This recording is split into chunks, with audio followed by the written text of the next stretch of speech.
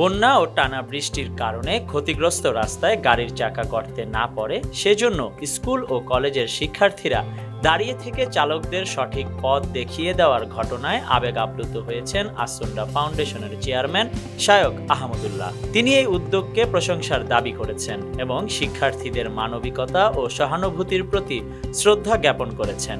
সম্প্রতি লক্ষ্মীপুর সদর উপজেলার তেওয়ারীগঞ্জ ও কুশাখালী ইউনিয়নে আসুন্ডা ফাউন্ডেশনের ত্রাণ বিতরণ কার্যক্রমে এসে তিনি এসব কথা বলেন। তিনি বলেন, নোয়াখালীর চৌরাস্তা থেকে লক্ষ্মীপুরের চন্দ্রগঞ্জ পর্যন্ত রাস্তায় স্কুল কলেজের শিক্ষার্থীরা দাঁড়িয়ে আছে। যেখানে গর্ত সেখানে যেন গাড়ি না পড়ে। তারা দেখিয়ে দিচ্ছে গাড়ি কোন দিক দিয়ে যাবে। পুরো রাস্তা জুড়ে ছিল। এমন দৃশ্য বাংলাদেশে আর কখনো দেখা যায়নি। বাঙালি জাতি আজ ঐক্যবদ্ধ। দরকার তাদের যোগ্য লিডারশিপ। তাহলে তারা এই দেশকে সোনার টুকরা হিসেবে পরিণত করতে পারবে। মানুষ অদম্য স্পৃহা আছে ভালো কাজের জন্য। বন্যায় যেমন আমরা কাঁধে কাঁধ মিলিয়ে দাঁড়াতে দেখেছি, অন্য সব ক্ষেত্রেও আমরা তা দেখেছি।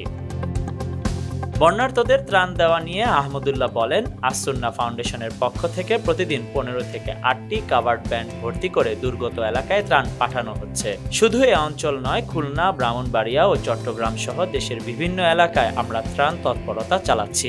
যেখানে আমরা পৌঁছাতে পারছি না সেখানে সেনাবাহিনীর কাছে আমরা মালামাল দিয়ে দিয়েছি। আমি অনুরোধ করব সবাই এসব অঞ্চলের মানুষের পাশে দাঁড়ান।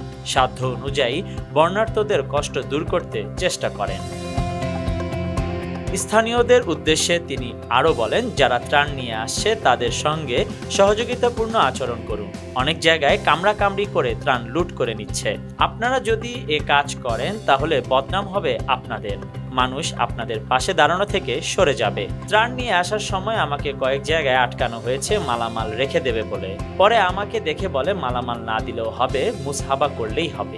স্থানীয়দেরকে বলবো যারা বাহির থেকে ত্রাণ দিতে আসে তাদেরকে শ্রদ্ধা করেন, পারলে একবেলা খাওয়াবেন, তাদেরকে রাস্তা দেখিয়ে দেবেন। সব নিজের এলাকার দিকে টেনে নেবেন না। যেখানে প্রয়োজন সেখানে পাঠিয়ে দিন।